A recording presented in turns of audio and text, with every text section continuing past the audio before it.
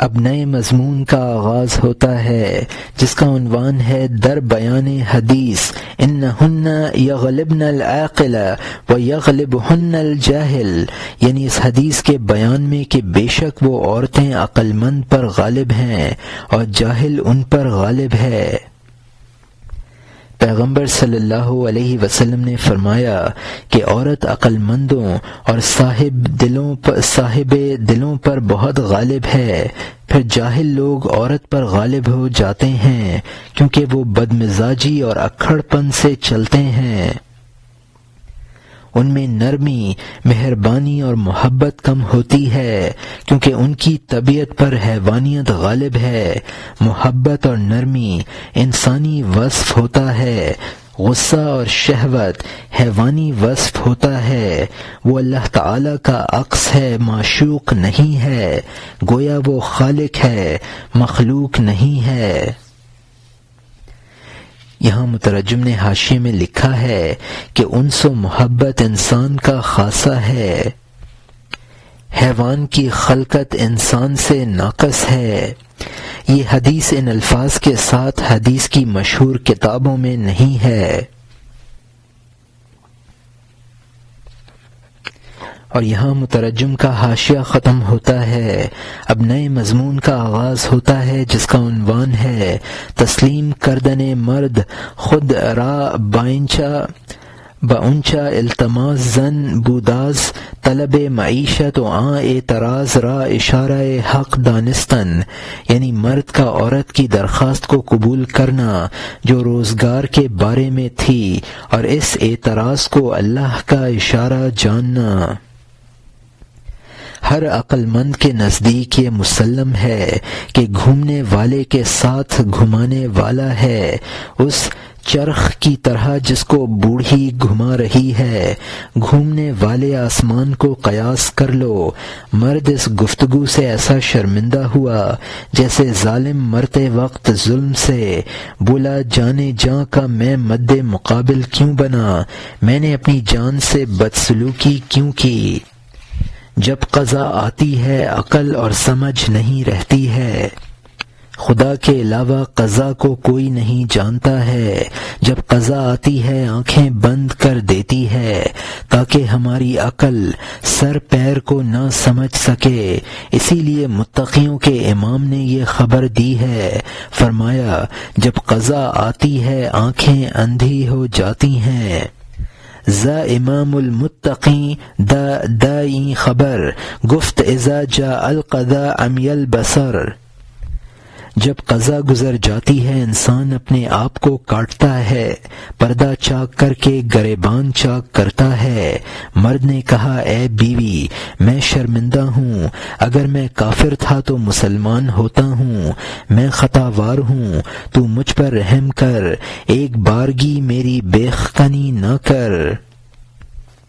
بوڑھا کافر اگر شرمندہ ہوتا ہے جب عذر کرتا ہے تو مسلمان ہو جاتا ہے، میں خطاوار ہوں تو مجھ پر رحم کر، میرا عذر قبول کر لے اور یہ بات سن، رحمت اور کرم سے بھرا دربار ہے، وجود اور عدم دونوں اس کے عاشق ہیں، کفر اور ایمان اس کبریا کے عاشق ہیں، تانبا اور چاندی اس کیمیا کے غلام ہیں۔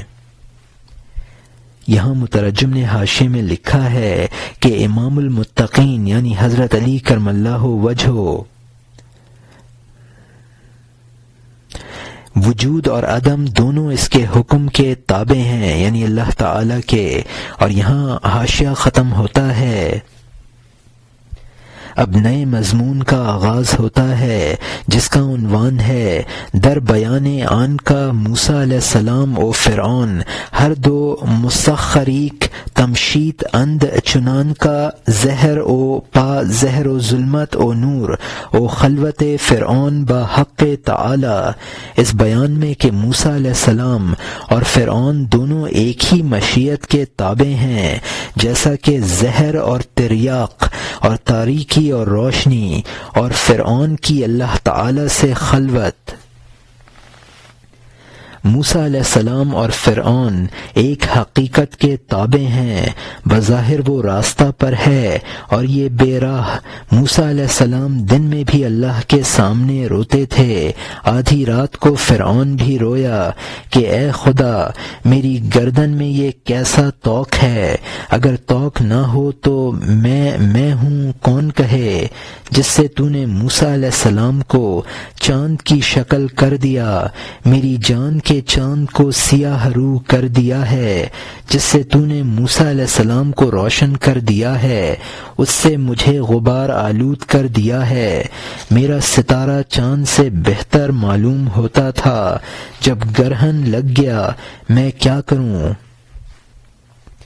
یہاں مترجم نے حاشیے میں لکھا ہے کہ نیکوکار اور خطا کار دونوں اپنے اختیار کے ساتھ تابع فرمان ہیں،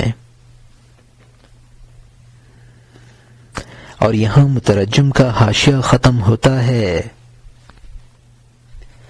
اگر لوگ میرے رب اور سلطان ہونے کا ڈنکا بجاتے ہیں تو چاند گرہن میں آ گیا، لوگ تھالی بجاتے ہیں، لوگ تشت بجاتے ہیں اور شور مچاتے ہیں، چاند کو اس ڈنکے سے رسوا کرتے ہیں۔ میں جو کہ فرعون ہوں، ہائے افسوس مخلوق کی جانب سے، ڈنکے کی چوٹ میرے ربی العالی پر۔ ہم ایک آقا کے غلام ہیں، لیکن تیرا کلہاڑا تیرے جنگل میں شاخ میں شگاف ڈالتا ہے، پھر ایک شاخ پر پیوند چڑھا دیتا ہے اور دوسری شاخ کو بیکار کر دیتا ہے، شاخ کو کلہاڑے پر قابو نہیں، کوئی شاخ کلہاڑے سے بچی نہیں، اس قدرت کے طفیل جو کہ تیرا کلہاڑا ہے، کرم کر کے ان کجیوں کو تو سیدھا کر دے، ان کجیوں کو تو سیدھا کر دے۔ یہاں مترجم نے حاشیے میں لکھا ہے کہ بعض قومیں چاند گرہن کے وقت تھالیاں بجاتی اور ڈھول پیٹتی ہیں تاکہ چاند گرہن سے نکل آئے۔ وہ چھلا جو انگلی میں پہن کر ستار بجایا جاتا ہے اس کو زخمہ کہتے ہیں۔ فرعون شاہان مصر کا لقب تھا۔ حضرت موسیٰ علیہ السلام کے زمانے کے فرعون کا نام مصعب بن ولید تھا، لہذا فرعون سے مراد شاہ مصر ہے۔ ان ربکم الاعلی، یعنی میں تمہارا سب سے اونچا رب ہوں، یہ فرعون کا مقولہ ہے۔ شاخ کا کلہاڑے پر کوئی بس نہیں ہے۔ اور یہاں مترجم کا حاشیہ ختم ہوتا ہے۔ پھر فرعون اپنے دل میں کہتا، ہائے تعجب، کیا میں تمام رات یا ربنا میں نہیں ہوتا ہوں؟ تنہائی میں متواضع اور معتدل ہو جاتا ہوں، جب موسیٰ علیہ السلام کے سامنے پہنچتا ہوں کیسا ہو جاتا ہوں؟ کھوٹے سونے کا رنگ 10 گنا ہوتا ہے، آگ کے سامنے کیسا کالا منہ ہو جاتا ہے۔ کیا ایسا نہیں ہے کہ ہمارا قلب اور جسم اس کے تابع ہے؟ ایک لہجہ میں ہمیں گودا بنا دیتا ہے، ایک لہجہ میں چھلکا۔ یہاں مترجم نے حاشیے میں لکھا ہے کہ اے ہمارے پروردگار، یعنی تمام رات میں خدا کو پکارتا ہوں۔ مولانا فرماتے ہیں فرعون کی عادتیں طمع شدہ تھیں، حضرت موسیٰ علیہ السلام کی آتش کے سامنے ان کا سنہرا رنگ سیاہ پڑ جاتا تھا۔ فرعون کی بات کا دوسرا جواب یہ ہے کہ یہ سب مشیت کے تابع ہیں، وہ جس کے ساتھ جو معاملہ چاہتا ہے کرتا ہے۔ اور یہاں حاشیہ ختم ہوتا ہے، ایک لہجہ میں ہمیں چاند بنا دیتا ہے، ایک لہجہ میں کالا۔ خدا کے علاوہ یہ کس کا کام ہو سکتا ہے؟ جب وہ کہے کھیتی بن جائیں سبز ہو جاؤں، جب وہ کہے بدصورت بن جا میں زرد ہو جاؤں، کن کن فکان کے حکم کے بلے کے آگے ہم مکان اور لامکان میں دوڑ رہے ہیں۔ جب بے رنگ رنگ کا پابند ہو گیا، ایک موسیٰ کا دوسرے موسیٰ سے اختلاف ہو گیا۔ جب تو اس بے رنگی میں آ جائے جو تو رکھتا تھا، معلوم ہوگا کہ موسیٰ اور فرعون باہمی صلح رکھتے ہیں۔ یہاں مترجم نے حاشیے میں ہوتا ہے کہ کن فکان کا مطلب ہے ہو جا پس ہو گیا۔ قرآن پاک میں ہے جب خدا کسی بات کا ارادہ فرماتا ہے تو اس کو حکم دیتا ہے کہ ہو جا، پس وہ ہو جاتی ہے۔ وجود مطلق جب تعین کی قید میں آتا ہے اور وہ وجود صفت امکان کے ساتھ متصف ہو جاتا ہے، جو کچھ اختلافات ہیں وہ تعینات کی وجہ سے ہیں۔ وجود مطلق کا تقاضا آشتی اور صلح ہے۔ جب وجود مطلق ہی کے سب تعینات ہیں تو وجود مطلق کے خواص ممکنات میں کیسے بدل گئے؟ اس اشکال کا جواب یہ ہے کہ کہن پانی سے نشوونما پاتی ہے، لیکن پانی اور تیل میں بیر ہے۔ اور یہاں مترجم کا حاشیہ ختم ہوتا ہے۔ جب تو اس بے رنگی میں آ جائے جو تو رکھتا تھا، معلوم ہوگا کہ موسیٰ اور فرعون باہمی صلح رکھتے ہیں۔ اگر تو میری اس گفتگو پر سوال کرے، رنگ قیل و قال سے کب خالی ہو سکتا ہے؟ تعجب ہے یہ رنگ بے رنگ سے پیدا ہوا، رنگ بے رنگ سے کیوں مختلف ہوا؟ تیل کا بیج پانی سے بڑھتا ہے، انجام کار پانی کے مخالف کیوں ہوتا ہے؟ جبکہ تیل کو پانی سے تیار کیا ہے تو پانی اور تیل میں کیوں تضاد ہے؟ جب پھول کانٹے سے اور کانٹے پھول سے ہے کیوں؟ دونوں جنگ میں مبتلا ہیں اور بحث و تمہیس ہیں، یا یہ جنگ نہیں ہے بلکہ مصلحت کے لیے ہے، دلالوں کی جنگ کی طرح مصنوعی ہے، یا نہ یہ ہے اور نہ وہ حیرانی ہے؟ خزانہ چاہیے اور خزانہ ویرانی میں ہے، جس کو تو خزانہ سمجھ رہا ہے اس وہم سے تو خزانہ گم کر رہا ہے۔ اور یہاں مترجم نے حاشیے میں لکھا ہے کہ یہ دوسرا جواب ہے، یعنی گل اور خار دونوں کا نشو و نما ایک درخت سے ہے، پھر بھی دونوں میں تضاد ہے۔ تیسری بات یہ ہے کہ ان میں حقیقی اختلاف نہیں ہے بلکہ مصلحت کی وجہ سے بناوٹی اختلاف ہے۔ یہاں استغراق فی الحق مراد ہے۔ اور یہاں مترجم کا حاشیہ ختم ہوتا ہے۔ وہم اور تدبیر کو تو آبادی کی طرح سمجھ، آبادیوں میں خزانہ نہیں ہوتا ہے، عمارت میں ہستی اور اختلاف ہوتا ہے، فانی کو ہستیوں سے نفرت ہوتی ہے۔ وہ بات نہیں ہے کہ ہست نے نیستی سے نفرت کی، بلکہ نیست نے اس ہست کو رد کر دیا ہے۔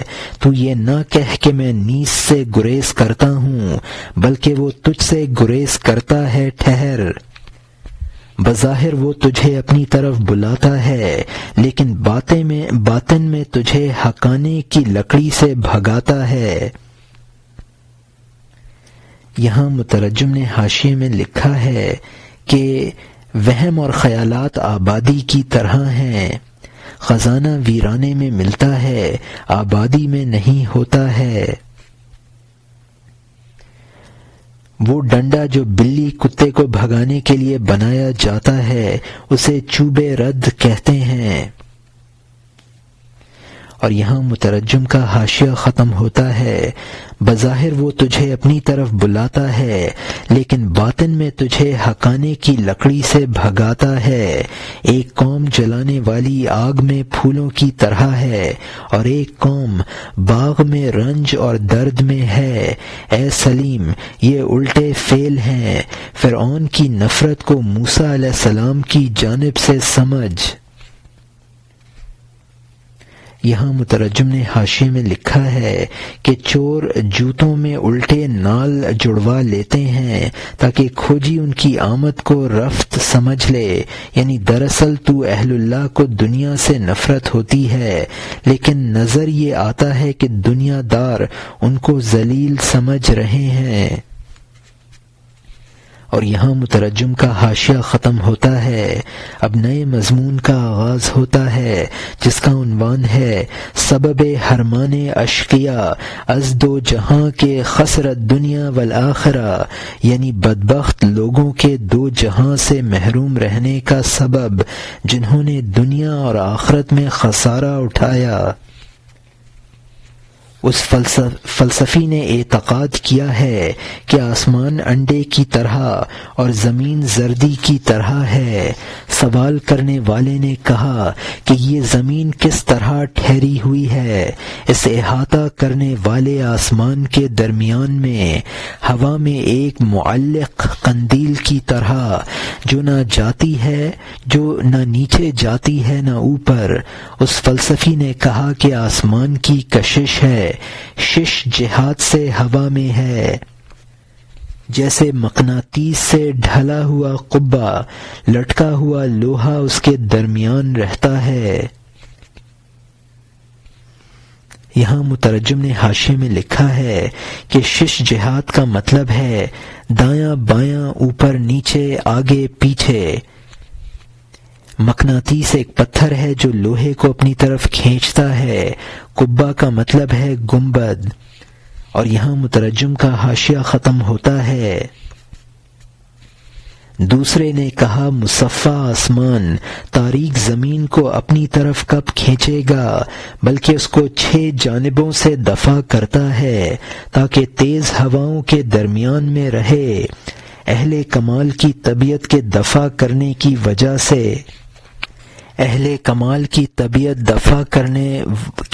سے فرعونوں کی جان گمراہی میں پڑی رہی، پس اس جہان اور اس جہان کے دفع کرنے کی وجہ سے یہ گمراہ بغیر اس کے اور بغیر اس کے رہے۔ اللہ کے بندوں سے تو سرکشی اس لیے کرتا ہے کیونکہ وہ تیرے وجود سے رنجیدہ ہیں، ان کے پاس کہربا ہے جب وہ اس کو ظاہر کرتے ہیں، تیرے وجود کے تنکے کو عاشق بنا لیتے ہیں، اپنے کہربا کو جب وہ چھپا لیتے ہیں فوراً تیری اطاعت کو سرکشی بنا دیتے ہیں۔ جس طرح حیوانی مرتبہ ہے کہ وہ انسان کا قیدی اور فرما بردار ہے، انسان کا مرتبہ اولیاء کے ہاتھ میں ہے، حیوان کی طرح فرما بردار سمجھ اے عقل مند۔ یہاں مترجم نے حاشیے میں لکھا ہے کہ باصفا کا مطلب ہے صاف و شفاف، شش جہت یعنی 6 طرفین۔ کہربا وہ پتھر جو تنکے کو اپنی طرف کھینچتا ہے۔ اور یہاں مترجم کا حاشیہ ختم ہوتا ہے۔ قرآن میں احمد صلی اللہ علیہ وسلم نے اپنا بندہ کہہ کر پکارا ہے۔ تمام جہان کو کل یا عباد پڑھ لے، تو اونٹ ہے اور عقل شتربان کی طرح ہے، سخت حکم سے ہر طرف کھینچتی ہے۔ اولیاء عقل کی عقل ہیں اور عقلیں اخیر تک اونٹوں کی طرح ہیں، ان کو عبرت کی نگاہ سے دیکھ، ایک رہنما ہے اور لاکھوں جانیں ہیں۔ رہنما کیا اور شتربان کیا حاصل کر، وہ آنکھ جو آنکھ آفتاب کو دیکھ سکے۔ یہ دنیا تاریکی میں ہے بیکار، منتظر اور سورج اور دن پر موقوف ہے۔ حیرت ذرہ میں سورج پوشیدہ ہے، بکری کے بچے کی کھال میں شیر نر ہے۔ یہاں مترجم نے حاشیے میں لکھا ہے کہ قل یا عبادی کا مطلب ہے کہہ دو اے میرے بندو۔ عام مفسرین یا عبادی کو اللہ کا مقولہ قرار دیتے ہیں، لیکن مولانا نے یہاں جو تفسیر کی ہے اس کے اعتبار سے یا عبادی کو حضور صلی اللہ علیہ وسلم کا مقولہ بتایا ہے۔ اولیاء لوگوں کی عقل کے لیے بمنزلہ عقل کے ہیں۔ اولیاء کو قلاوز اور شتربان جیسا سمجھنا غلط ہے، بلکہ وہ آفتاب ہیں۔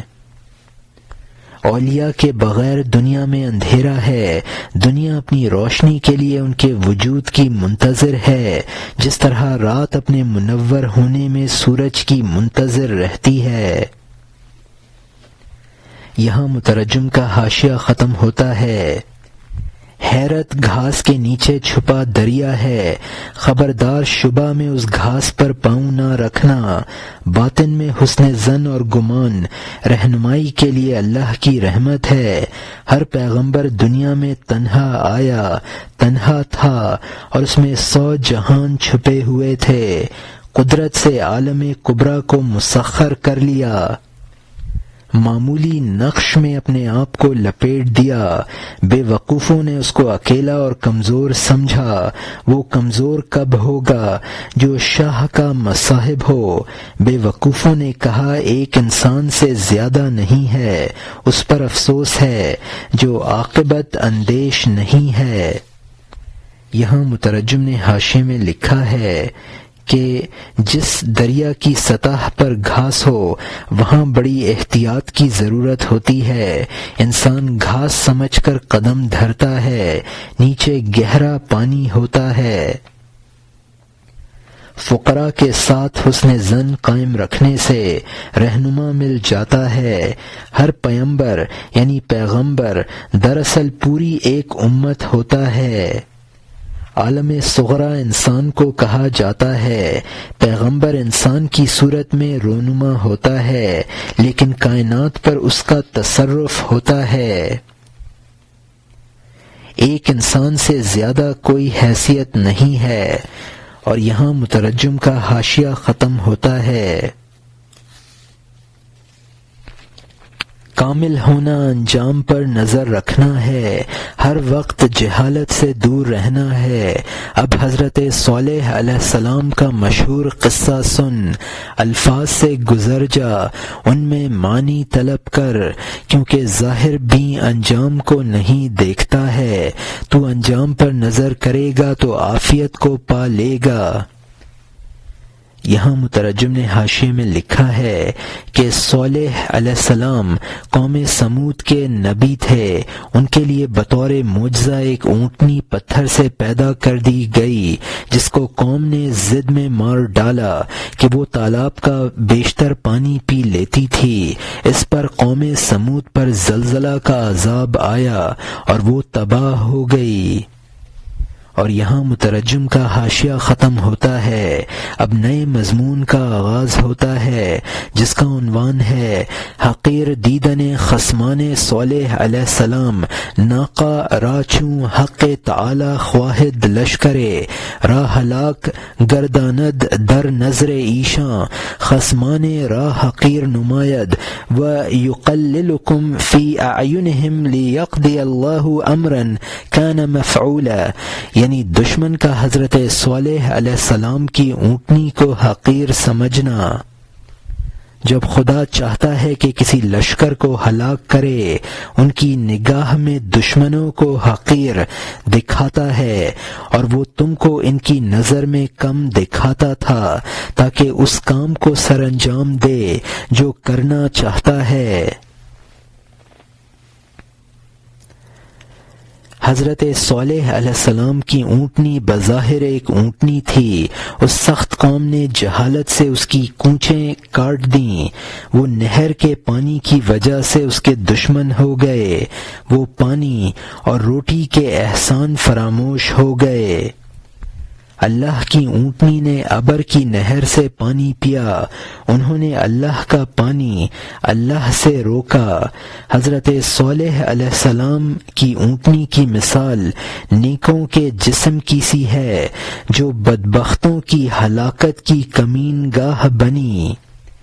دیکھ لو کہ اس قوم پر موت اور درد کے ذریعے اللہ کی اونٹنی اور اس کے پانی پینے نے کیا کیا۔ خدا کے قہر کے داروغہ نے ان سے طلب کیا، اونٹنی کے خون کے بدلے میں ایک پورا شہر۔ روح جو بمنزلہ حضرت صالح علیہ السلام کے ہے، اونٹنی جیسی چیز پر سوار ہے، یہ گمراہ نفس اس کی کونچے کاٹنے والے کی طرح ہے۔ یہاں مترجم نے حاشیے میں لکھا ہے کہ وَيُقَلِّلُكُمْ، یہ آیت جنگ بدر سے متعلق نازل ہوئی ہے، جس کا مطلب یہ ہے کہ قدرت نے مشرکین کی نظروں میں مسلمانوں کو قلیل کر کے دکھایا تاکہ وہ جنگ پر آمادہ ہوں اور قدرت مسلمانوں کے ہاتھ سے ان کا خاتمہ کرا دے۔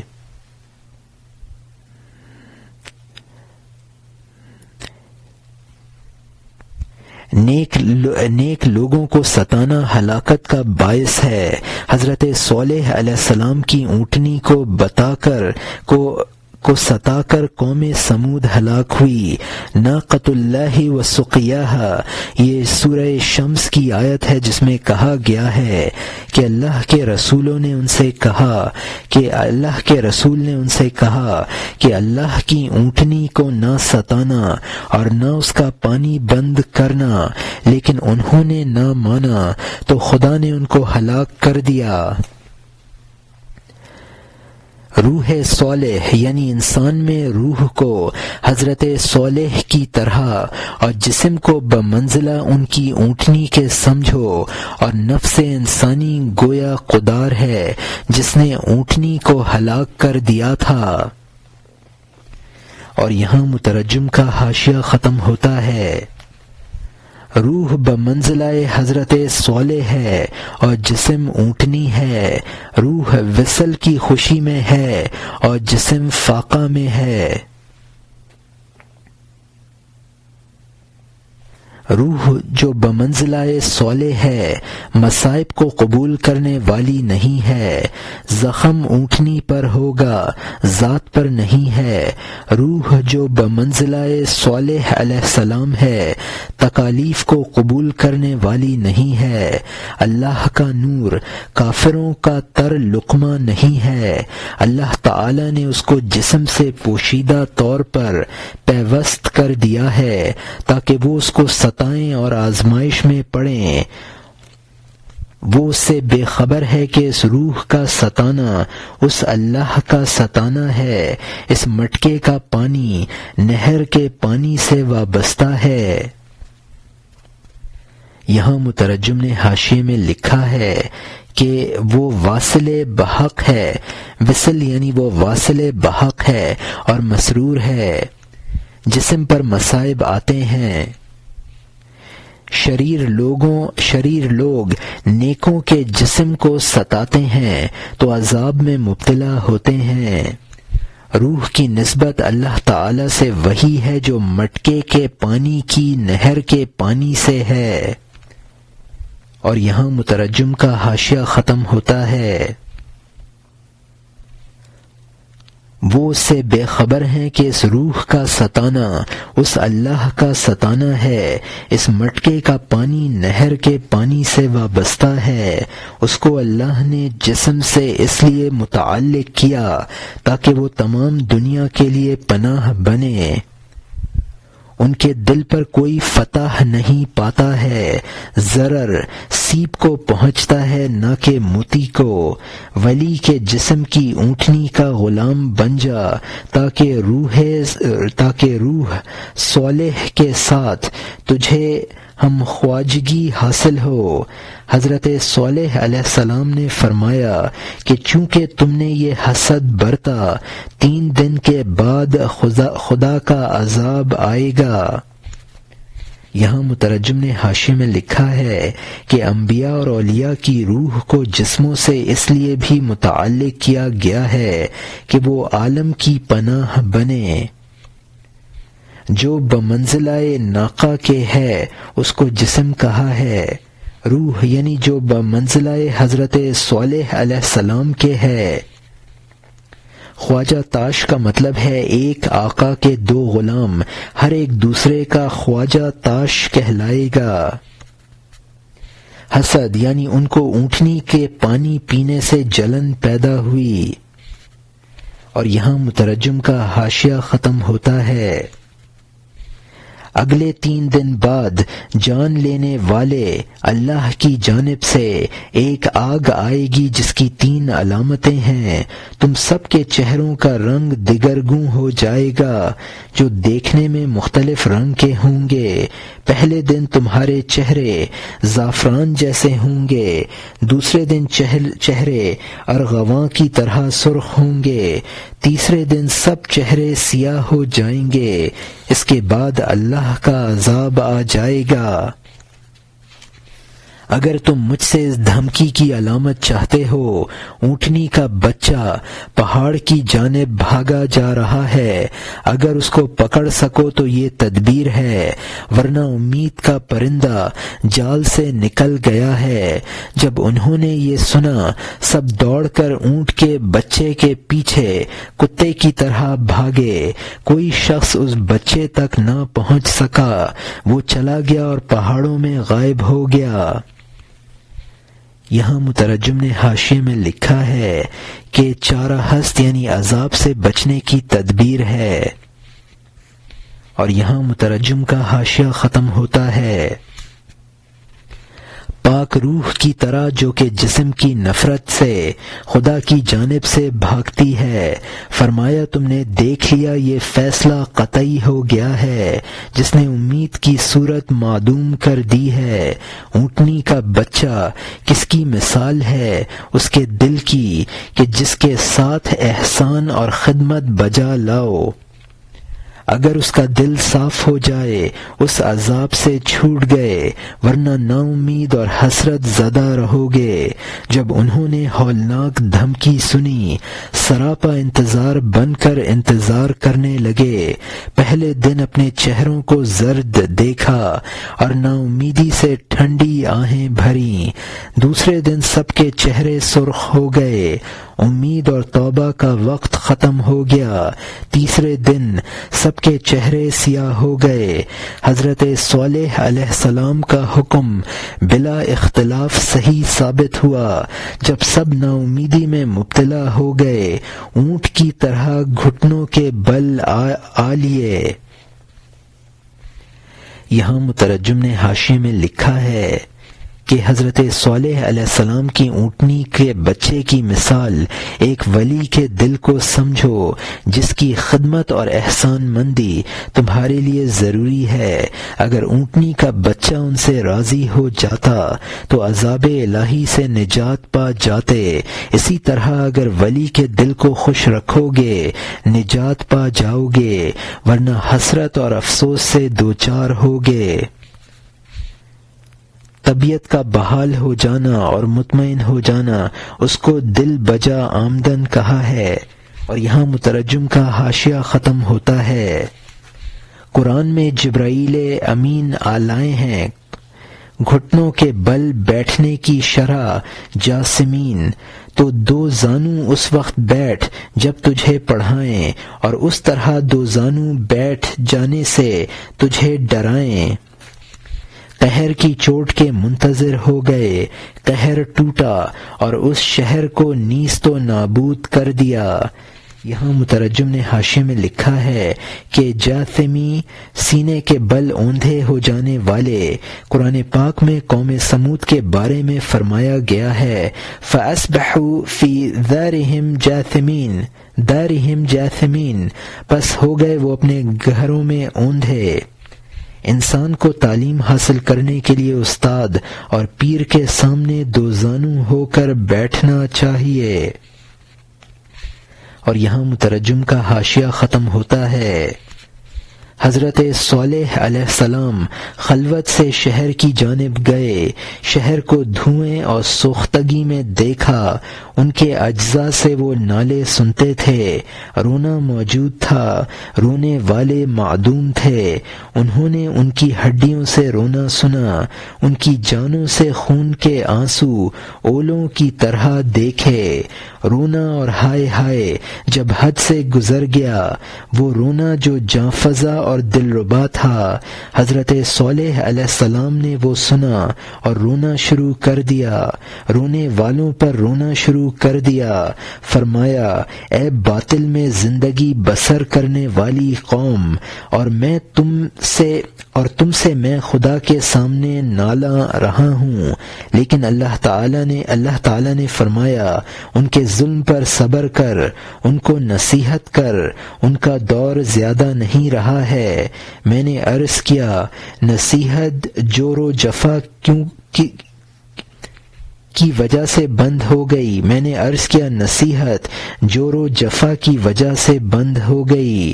نصیحت کا دودھ محبت اور صاف دلی سے جوش میں آتا ہے۔ میرے بارے میں تم نے بہت ظلم کیے، نصیحت کا دودھ میری رگوں میں ٹھٹر گیا۔ اللہ تعالی نے مجھ سے فرمایا، تجھے صفت لطف عطا کروں گا، ان زخموں پر مرہم رکھ دوں گا۔ یہاں مترجم نے حاشیے میں لکھا ہے کہ چونکہ ان کا رونا باعث عبرت تھا، جس کی وجہ سے روحانی ترقی ہوتی ہے، اس لیے اس کو جاں فزا کہا ہے۔ من بگفتہ کا مطلب ہے میں نے اللہ تعالی سے عرض کیا، نصیحت کے جذبات تو محبت سے ابھرتے ہیں، ان لوگوں نے مجھ پر ظلم کیے تو نصیحت کا دودھ خشک ہو گیا ہے۔ خدا نے فرمایا، ہم تجھ میں اپنی صفت لطف ودیعت کر دیں گے۔ اور یہاں مترجم کا حاشیہ ختم ہوتا ہے۔ اللہ تعالی نے میرے دل کو آسمان کی طرح صاف کر دیا، تمہارے ظلم کو میری طبیعت سے جھاڑ دیا، میں دوبارہ نصیحت میں لگ گیا ہوں، شکر جیسی باتیں اور مثالیں کہنے لگا ہوں۔ شکر سے تازہ دودھ نکال، دودھ اور شہد کو شکر سے ملایا، اس بات نے تم میں زہر کا کام کیا، اس لیے کہ تم جڑ اور بنیاد سے سراپا زہر تھے۔ میں غمگین کیوں ہوں جبکہ غم اوندھا ہو گیا؟ اے سرکش قوم، غم تو تم تھے۔ غم کے ختم ہو جانے پر کوئی روتا ہے؟ جب سر کا زخم اچھا ہو جائے کون بال اکھاڑتا ہے؟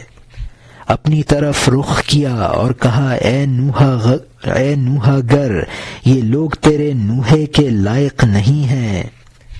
اے قرآن مبین کے صحیح پڑھنے والے، غلط نہ پڑھ، میں کافروں کی قوم پر کس طرح غم خواری کروں؟ کز مخواں اے راست خوانندہ مبین، کیف آسا خلف قوم کافرین۔ پھر ان صالح علیہ السلام نے اپنی آنکھ میں رونا محسوس کیا، بے علت رحمت نے ان پر تجلی کی، قطرے ٹپک رہے تھے اور وہ صالح علیہ السلام حیران تھے۔ وہ قطرے جو بخشش کے دریا سے کسی وجہ کے بغیر آ رہے تھے، ان کی عقل کہتی تھی کہ یہ رونا کس وجہ سے ہے؟ ایسے ظالموں پر رونا چاہیے۔ کس چیز پر روتے ہو؟ بتاؤ، ان کے کاموں پر، ان کی پرکینہ شریر فوج پر، ان کے زنگ آلود تاریک دل پر، ان کی سانپ جیسی زہر آلود زبان پر۔ یہاں مترجم نے حاشیے میں لکھا ہے کہ قرآن میں حضرت شعیب علیہ السلام کا مقولہ منقول ہے کہ میں کافروں کی ہلاکت پر کیسے غم کروں۔ آیت میں علی قومی ہے، مولانا نے خلف قوم فرمایا ہے، یعنی مجھے اب غم کرنے کی ضرورت نہیں ہے۔ حضرت صالح علیہ السلام نے اپنے آپ کو تسلی دی، لیکن پھر بھی آنکھوں میں آنسو آ گئے۔ خدا کی رحمت بلا علت اور بغیر غرض کے ہوتی ہے۔ حضرت صالح علیہ السلام حیران تھے کہ آنکھوں سے آنسو کیوں بہے جاتے ہیں۔ نیچے کے متعدد شعر عقل کا مقولہ ہیں، یعنی قوم کا ہر فرد مجسم کینہ تھا اور پوری قوم کینہ کے سپاہی تھے۔ اور یہاں مترجم کا حاشیہ ختم ہوتا ہے۔ ان کے کتوں جیسے دانتوں اور سانس پر، ان کے منہ اور آنکھ پر جو بچھوؤں کا گھر تھے، ان کی جنگجوئی اور تمسخر اور ظلم پر اللہ تعالی کا شکر کرو، جبکہ اللہ نے ان کو گرفتار کر لیا ہے۔ ان کے ہاتھ کج، ان کے پیر کج، آنکھیں کج، ان کی محبت کج، ان کی دوستی کج، غصہ کج، تقلید اور منقول کہانیوں کی وجہ سے اس عاقل شیخ کے سر کو پامال کر رکھا تھا۔ پیر کے خریدار نہیں تھے، سب بوڑھے گدھے ہو گئے تھے۔ ایک دوسرے کی زبان اور کان، آنکھ اور کان کی وجہ سے اللہ تعالیٰ اپنے بندوں کو بہشت سے اس لیے باہر لایا تاکہ انہیں دوزخیوں کے انجام کو دکھائے۔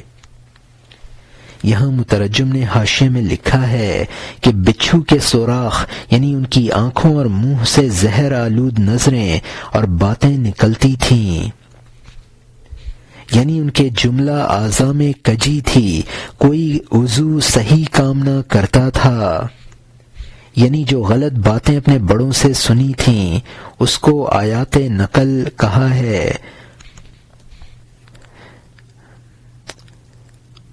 بوڑھا گدھا جس کی بے عقلی میں اور اضافہ ہو جاتا ہے اس کو پیر خر کہا ہے۔ اور یہاں مترجم کا حاشیہ ختم ہوتا ہے۔ اب نئے مضمون کا آغاز ہوتا ہے جس کا عنوان ہے در معنی آیت مرج البحرین یلتقیان بینہما برزخ لا یبغیان، یعنی اس آیت کے معنی کے بیان میں چلائے دو دریا مل کر چلنے والے، ان دونوں میں سے ایک پر وہ جو ایک دوسرے پر زیادتی نہ کرے، ان دونوں میں ہی ایک پردہ ہے جو ایک دوسرے پر زیادتی نہ کرے۔ جہنمیوں اور جنتیوں کو ہم نشین دیکھ، ان کے بیچ میں پردہ ہے، ایک دوسرے سے خلط ملط نہیں ہے، ناری اور نوری ملے جلے ہیں، ان کے درمیان کوہ قاف کھڑا ہے، ناری اور نوری آپس میں متحد ہیں، ان کے درمیان نا پیدا کنار گہرا سمندر ہے۔ یہاں مترجم نے حاشیے میں لکھا ہے کہ الزبان کا مطلب ہے یعنی کہ ایک نے دوسرے کو اپنی زبان اور آنکھ کے ذریعے اور زیادہ حماقتوں میں مبتلا کر دیا تھا۔ انبیاء کی بعثت اس لیے بھی ہوئی ہے کہ وہ کافروں کا حسرتناک انجام دیکھیں۔ مرجا کا مطلب ہے یعنی دو سمندروں کی طرح دوزخی اور بہشتی ملے جلے ہیں اور امتیاز اوصاف سے ہے۔ برزخ کا مطلب ہے پردہ، حائل۔ مہمان یکشنبہ کا مطلب ہے جو صرف ایک رات کا مہمان ہے اور اہل خانہ سے ملا جلا ہوا ہے لیکن اگلے روز ہی جدا ہو جائے گا۔ اور یہاں مترجم کا حاشیہ ختم ہوتا ہے۔ جس طرح معدن میں مٹی اور سونا باہم ملے ہوئے ہیں، ان کے درمیان سینکڑوں جنگل اور سرائے ہیں، جس طرح کے ہار میں موتی اور پوتھا ایک رات کے مہمان کی طرح ملے جلے ہوئے ہیں، نیک اور بدصورت میں ملے جلے ہیں۔ آنکھ کھول، ہو سکتا ہے تو آگاہ ہو جائے۔ سمندر کا آدھا شکر جیسا میٹھا میٹھا مزہ، رنگ چاند جیسا چمکدار، دوسرا آدھا سانپ کے زہر کی طرح کڑوا، مزہ کڑوا اور رنگ روغن قیر کی طرح کالا۔ ہر دونوں آپس میں اوپر اور نیچے سے ٹکراتے ہیں، موج در موج دریا کے پانی کی طرح، تنگ نظری کی وجہ سے ایک دوسرے سے بھڑنا، صلح اور جنگ میں روحوں کا شامل ہونا ہے۔ یہاں مترجم نے حاشیے میں لکھا ہے کہ ناری اور نوری لوگوں میں ٹکراؤ ہوتا رہتا ہے لیکن دونوں اپنی اپنی حالت پر رہتے ہیں، چونکہ یہ کیفیت ازلی ہے۔ یہ جسموں کی کشمکش دراصل روحوں کی کشمکش ہے۔ اور یہاں مترجم کا حاشیہ ختم ہوتا ہے۔ نوری صلح کی موجوں کو ابھارتے ہیں، سینوں سے کینوں کو نکالتے ہیں۔ ناریوں کی جنگ کی موجیں اس کے برعکس محبتوں کو تہو بالا کرتی ہیں۔ محبت کڑووں کو مٹھاس کی طرف کھینچتی ہے، اس لیے کہ محبتوں کی اصل راہ روی ہے۔ عداوت میٹھے کو تلخ بناتی ہے، کڑوا میٹھے سے کب مناسبت رکھتا ہے؟ یہاں مترجم نے حاشیے میں لکھا ہے کہ نوری یہ کوشش کرتے ہیں کہ حق کی طرف سے ناریوں میں کینہ نہ رہے، محبت پیدا ہو جائے۔ ناری اس کے کوشاں رہتے ہیں کہ عداوت پھیلے، محبت کا غلبہ نہ ہو سکے۔ اور یہاں مترجم کا حاشیہ ختم ہوتا ہے۔ کڑوا اور میٹھا اس نگاہ سے نظر نہیں آتا ہے، انجام کے دریچے سے دیکھ سکتے ہیں۔ انجام پر نظر رکھنے والی آنکھ صحیح دیکھ سکتی ہے، ابتدا کو دیکھنے والی آنکھ دھوکہ اور غلط ہے۔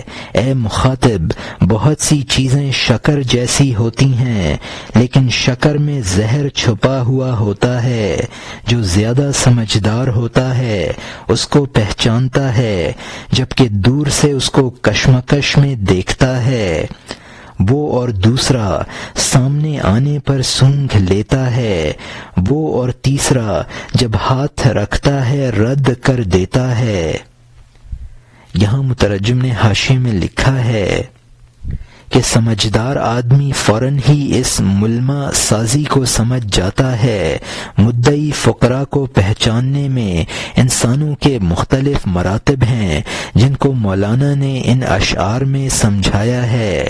بعض لوگ مصنوعی پیر کو جب سمجھتے ہیں جب بالکل اس کے سامنے پہنچیں، اور بعض جب سمجھتے ہیں جب ہاتھ میں ہاتھ پکڑا دیں۔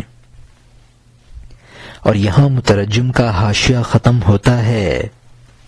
اور وہ چوتھا جب اس کو پہچانتا ہے جب سونگتا ہے، اور وہ پانچواں جب ہونٹ اور دانت پر رکھتا ہے یعنی چباتا ہے۔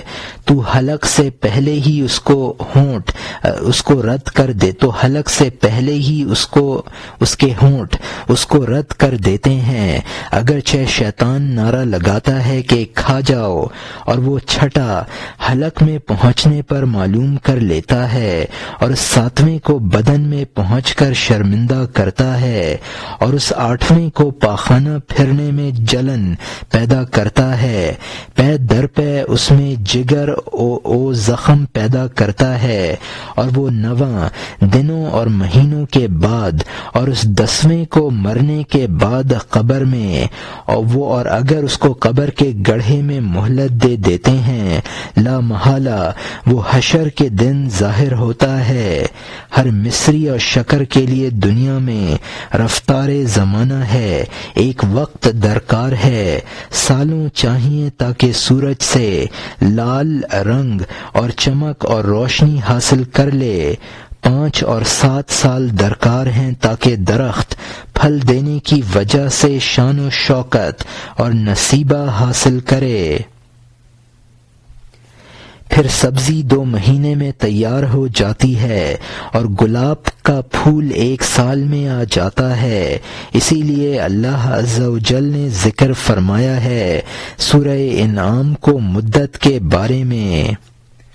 یہاں مترجم نے حاشیے میں لکھا ہے کہ بعض جب سمجھتے ہیں جب ادنا میل جول ہوتا ہے، بعض جب سمجھتے ہیں جب برت لیتے ہیں، یعنی اس مصنوعی پیر کی تعلیمات کو حلق تک نہیں پہنچنے دیتے بعض لوگ، بعض جب سمجھتے ہیں جب وہ تعلیمات حلق تک پہنچ جاتی ہیں، بعض کو جب احساس ہوتا ہے جب اس کی زہریلی تعلیمات کا بدن پر اثر پڑتا ہے۔ خراب غذا کا اثر بعض اوقات پاخانہ پھرتے وقت ظاہر ہوتا ہے۔ زندگی میں بد اثرات کو محسوس کر لیتے ہیں۔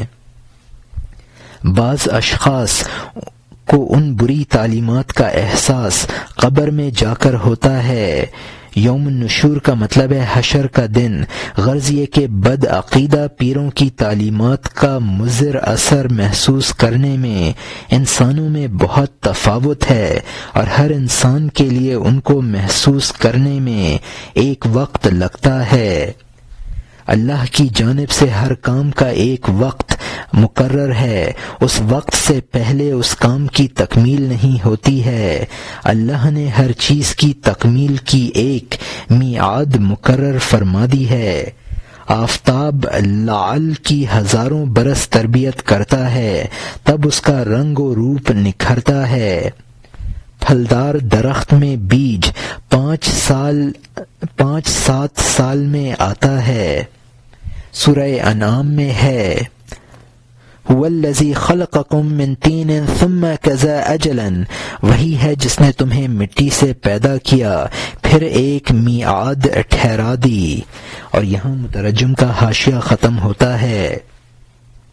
تو نے یہ سنا، خدا کرے تیرا رواں رواں کان بن جائے جو تو نے پیا آب حیات سے، خدا کرے تریاق ثابت ہو، اس کو آب حیات کہہ بات نہ کہہ، پرانے حرفوں کے قالب میں نئی روح دیکھ۔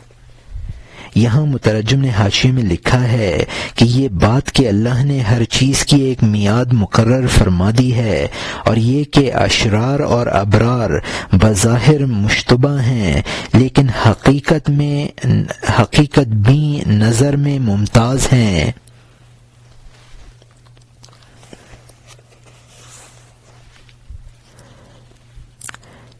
یہ بات کہ ہر چیز کے لیے من جانب ایک میعاد مقرر ہے جس میں وہ کمال کو پہنچتی ہے، کوئی معمولی بات نہیں ہے۔ اگر اس کو اچھی طرح سمجھ کر عمل پیرا ہو جائے تو حیات ابدی مل جاتی ہے۔ اور یہاں مترجم کا حاشیہ ختم ہوتا ہے۔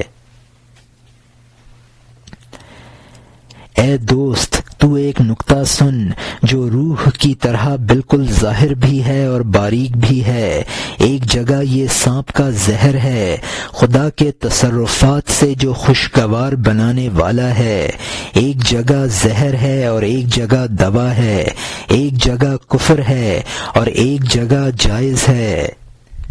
یہاں مترجم نے حاشیے میں لکھا ہے کہ جس طرح روح ظاہر بھی ہے اور مخفی بھی، اس طرح یہ نکتہ ہے، یعنی اگرچہ من جانب اللہ ہر چیز کے لیے میعاد کا مقرر ہونا آب حیات ہے، لیکن یہ یاد رکھنا چاہیے کہ اس مسئلے کے متضاد پہلو اور اثرات ہیں جن کو مولانا نے نیچے کے 13 شعروں میں واضح کیا ہے۔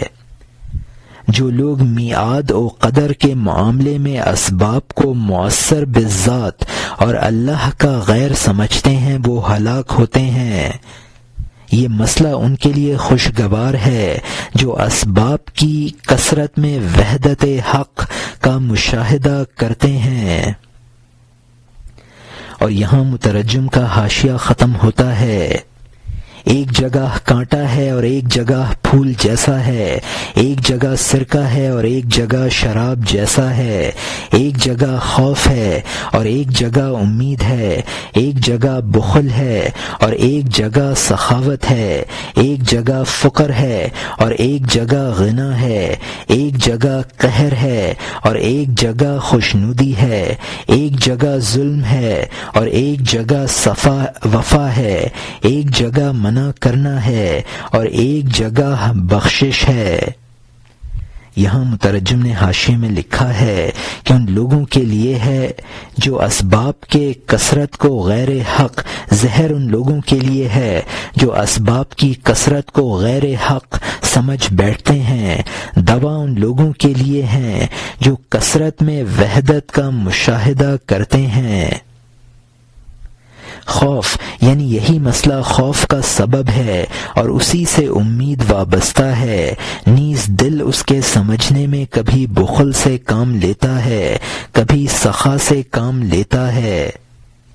فقر یعنی دولت ایمان سے تہی دست بنا دیتا ہے، کبھی ایمان سے مالا مال کر دیتا ہے، کبھی قہر خداوندی کا سبب بنتا ہے، کبھی رضائے الہی کا سبب بن جاتا ہے۔ جور، اور یہاں مترجم کا حاشیہ ختم ہوتا ہے۔ ایک جگہ ظلم ہے اور ایک جگہ وفا ہے، ایک جگہ منع کرنا ہے اور ایک جگہ بخشش ہے، ایک جگہ تلچھٹ ہے اور ایک جگہ صاف ہے، ایک جگہ خاک ہے اور ایک جگہ کیمیا ہے، ایک جگہ عیب ہے اور ایک جگہ ہنر ہے، ایک جگہ پتھر ہے اور ایک جگہ موتی ہے، ایک جگہ اندرائن ہے اور ایک جگہ شکر ہے، ایک جگہ خشکی ہے اور ایک جگہ بارش ہے، ایک جگہ ظلم ہے اور ایک جگہ خالص عدل ہے، ایک جگہ جہل ہے اور ایک جگہ پوری عقل ہے۔ اگرچہ اس جگہ وہ جان کا نقصان ہے، جب اس جگہ پہنچے تو علاج ہے۔ رس کچے انگور میں کھٹا ہوتا ہے، لیکن جب پختگی پر آتا ہے تو میٹھا اور عمدہ ہوتا ہے۔ یہاں مترجم نے حاشیے میں لکھا ہے، جبکہ اس مسئلے کو غلط طور پر انسان سمجھے تو یہی ظلم ہے، صحیح سمجھے تو اپنے ساتھ وفاداری ہے، حصول سعادت سے مانع بھی ہے اور سعادت عطا بھی کرتا ہے۔ تلچھٹ صفا یعنی صاف شراب۔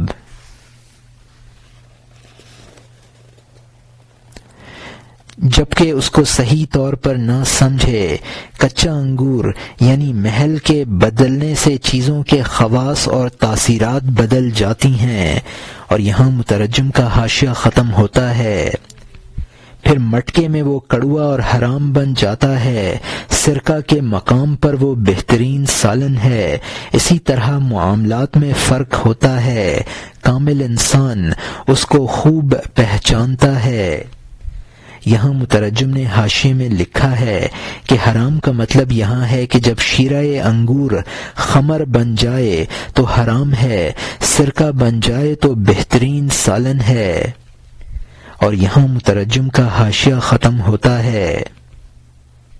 اب نئے مضمون کا آغاز ہوتا ہے، جس کا عنوان ہے در بیان آن کا اونچا ولی کامل کند مریداں را ان شاید گستاخی کردن او ہما فعل کردن کے حلوہ طبیب را زیاں ندارد او مریض را زیاں دارد او سرما او برف انگور رسیدہ رازیاں ندارد اما غورا رازیاں دارد کہ در راہ است او نا رسیدہ لیغفر لک اللہ ما تقدم من ذنبک وما تأخر صدق اللہ۔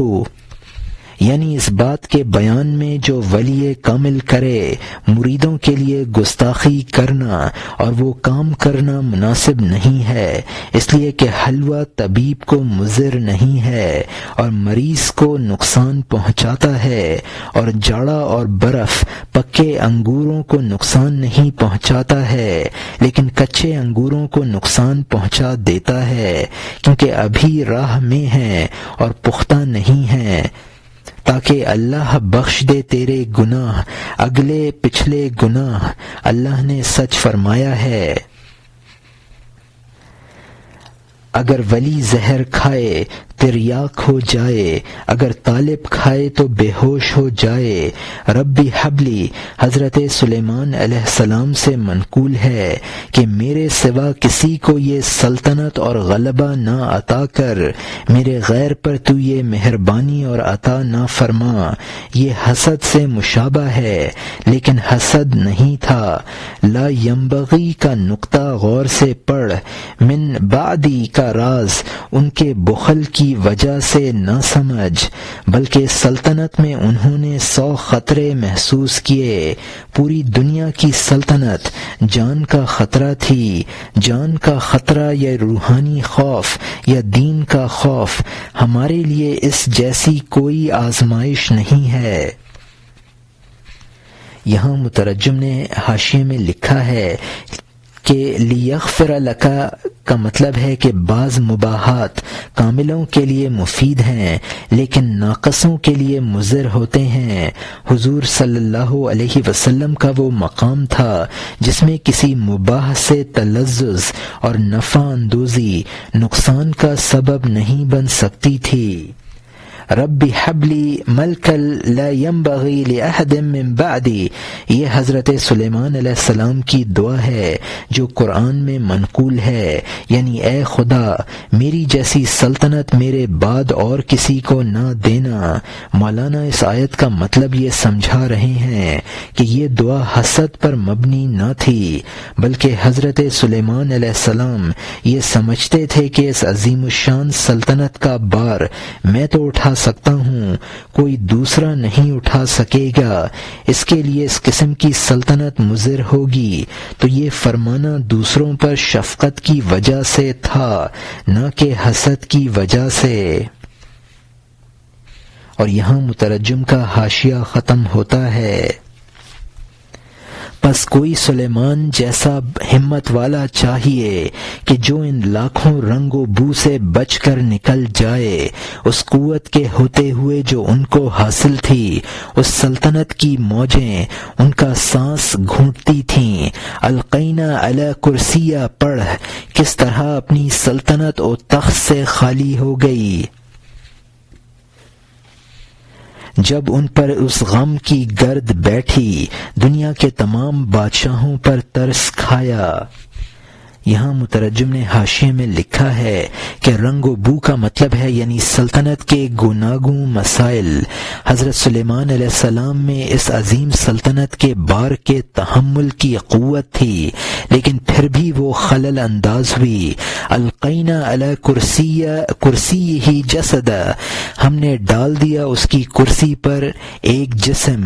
یہ آیت حضرت سلیمان علیہ السلام کے قصہ میں مذکور ہے، جس کی تفسیر بعض مفسرین نے یہ کی ہے کہ حضرت سلیمان علیہ السلام نے لا علمی میں ایک مشرکہ عورت سے نکاح کر لیا، جس کی پاداش میں ان کی وہ انگوٹھی سخر نامی جن لے گیا جس میں اس کی سلطنت کا راز مضمر تھا، اور آپ کے تخت سلطنت پر قابض ہو گیا۔ چند روز بعد وہ انگوٹھی پھر حضرت سلیمان علیہ السلام کے ہاتھ آئی، تب تخت سلطنت پر دوبارہ قابض ہوئے۔ لوا کا مطلب ہے جھنڈا، کمالے کا مطلب ہے تاکہ وہ اس کمال کے ذریعے غلطی کی تلافی کر سکے۔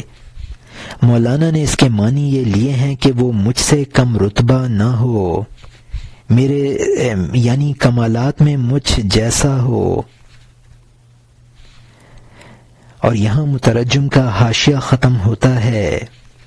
سفارشی بن گئے اور کہا، یہ سلطنت اور جھنڈا اس کمال کے ساتھ عنایت فرما جو تو نے مجھے دیا ہے، جس کو تو عطا کرے وہ کرم ہے، وہ سلیمان ہے اور وہ میں ہی ہوں، وہ میرے بعد نہ ہوگا، وہ میرے ساتھ ہوگا۔ میرے ساتھ ہونا کیا ہوتا ہے؟ وہ میں ہی ہوں، بغیر کسی دعوے دار کے اس کی تشریح کرنا ضروری ہے، لیکن میں پھر مرد اور عورت کے قصے کی طرف لوٹتا ہوں۔ یہاں مترجم کا حاشیہ ختم ہوتا ہے۔ اب نئے مضمون کا آغاز ہوتا ہے جس کا عنوان ہے مخلص ماجرائے عرب و جفت او در فقر و شکایت، یعنی اعرابی اور اس کی بیوی کے فقر اور شکایت کے قصے کا خلاصہ۔ مرد اور عورت کے قصہ کے خلاصے کو ایک مخلص کی روح تلاش کر رہی ہے۔ مرد اور عورت کا قصہ ایک مثال واقع ہوا ہے، اس کو اپنے نفس اور عقل کی مثال سمجھ۔ یہ عورت اور مرد جو کہ نفس اور عقل ہے، نیک اور بد کے لیے ضروری ہے، یہ دونوں اس عالم سفلی کے پابند ہیں، دن رات جنگ اور بحث میں ہیں۔ یہاں مترجم نے حاشیے میں لکھا ہے کہ عورت سے مراد نفس اور مرد سے مراد عقل ہے، اور یہاں حاشیہ ختم ہوتا ہے۔ عورت گھر کی ضروریات چاہتی ہے، یعنی آبرو اور روٹی اور خوان اور عزت، نفس عورت کی طرح تدبیر کے درپے ہے، کبھی عاجزی کرتا ہے، کبھی بڑائی چاہتا ہے۔ عقل ان افکار سے واقف نہیں ہے، اس کے دماغ میں اللہ کے غم کے سوا کچھ نہیں ہے۔ اگرچہ قصہ کا راز یہ دانا ہے اور جال قصہ کا ظاہر ہے۔ اب پورا قصہ سن، اگر باطن کا بیان مکمل ہو جائے، عالم کی پیدائش بیکار اور باطل ہو جائے۔ اگر محبت، فکر اور باطنی معاملہ ہوتا تو تیری نماز اور روزے کی صورت معدوم ہو جاتی۔ دوستوں کے ایک دوسرے کو تحفے دوستی میں محض صورتیں ہیں تاکہ تحفے گواہی دیں اندر چھپی ہوئی محبتوں پر، کیونکہ ظاہری احسانات گواہ ہیں اے گرامی قدر چھپی ہوئی محبتوں پر۔